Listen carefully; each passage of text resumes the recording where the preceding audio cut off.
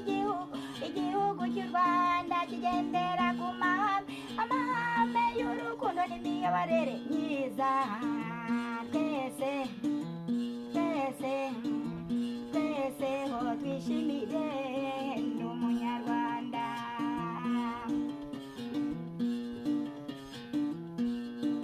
Shingiro ry'igihugu n'ishingiro ry'ubutaka, imiyoborere myiza n'imibereho y'abaturage.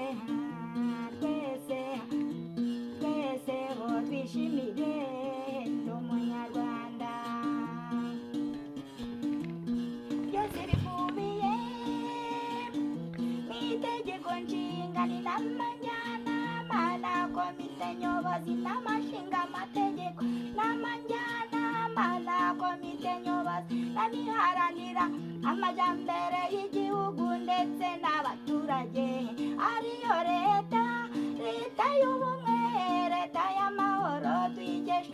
RPF inkotanyi tuyishyigikire twese.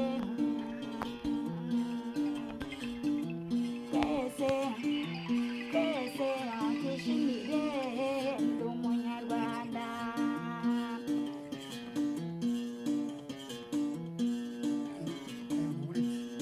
Tugeze mu mutekano, twese intambwe turindiye umutekano.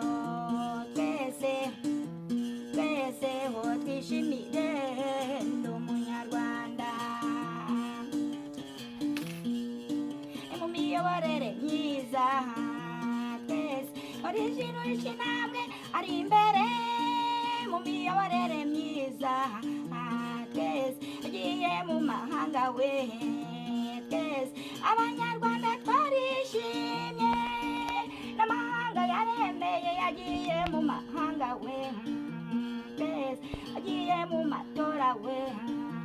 Twese aba visi perezida mu mugabane wa Afurika. Twese